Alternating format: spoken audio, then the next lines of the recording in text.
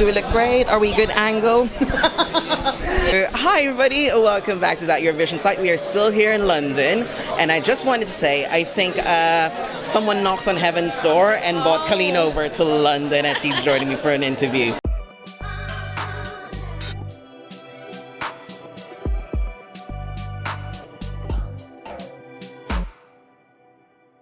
How are you, Kaleen? Thank you so much. I'm very, very great. I'm great.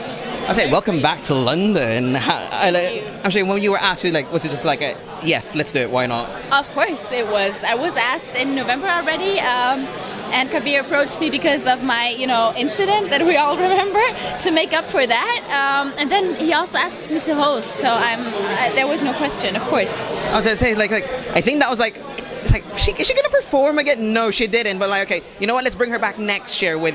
Is the outfit secured? I haven't chosen the outfit yet, so I hope yes. I mean, it's a priority, of course, obviously. I was saying the show's in 2 hours, and we still don't know what. I know. I have to. Getting ready for this now. I thought, okay, let's choose the outfit, but it took too long, so I got ready. I still have to make that decision. I mean, there are more important things. Is this your first ever hosting gig? Yes. It is, so that's what I'm saying. It's kind of more important than what I'm wearing for my performance. So it is the very first time that I'm hosting anything. So I'm a bit nervous actually about that. But I think what better atmosphere than to do it at the LAP? Yeah. So why not? Of course, let's do it.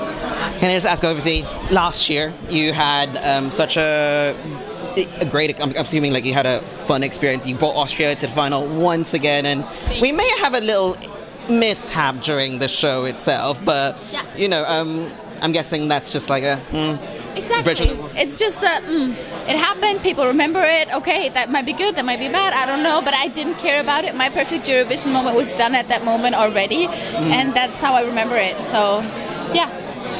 Interesting. So, what's next for Kaleen? Because obviously, one of them is a hosting gig, and I know that you've been releasing your new music. You had Art Stereo, and you said, of course, Knocking on Heaven's Door, which is one of my faves that you've released so far. So, how is this Kaleen after Eurovision sounding like? What was the creative process to create this little project of yours?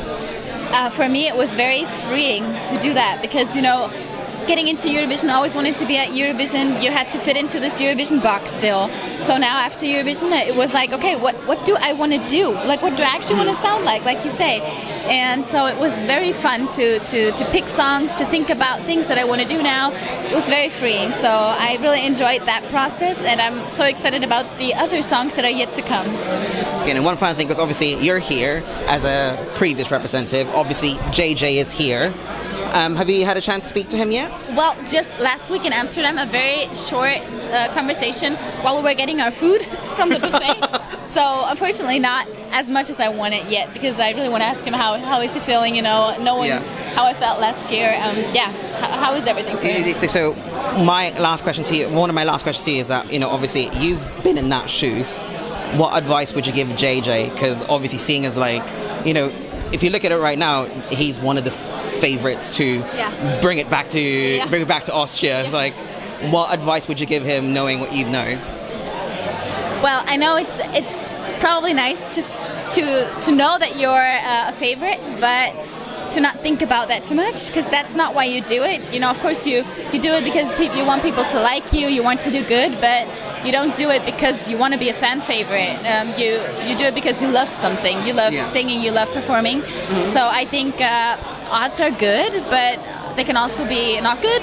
So just don't look at that too much. Concentrate on why you want to be there, on your emotions, on your authenticity, on your energy, and just have that little helmet on, if that makes sense, to reflect on your inner self and feel okay, what does younger JJ or younger Kaleen feel like? Are they proud of themselves? For me, that's more important. Yeah, I mean, it's a really good advice. Thank you. All right, then. Well, thank you so much, because I know you have a lot of preparations to do. But before I go, is there anything you want to say to the fans? Because obviously, Will Rave was such that banger energy. Everybody loved that. Thank you. Well, just that I'm extremely grateful for every single one of every single one of you out there listening to my new songs, listening to Will Rave still. I'm very, very honored to be a part of this Eurovision bubble of the community. I think it's the best in the world. It's so supportive. It's always positive. So thank you so much. And I hope I get to meet every one of you soon. One little thing, and I will just say that I pray that you have no F-ups tonight. Oh, yes. So do I. Thank you very much, Kaleen, and can't wait to see you host the show. Thank you, yeah. Bye. Bye.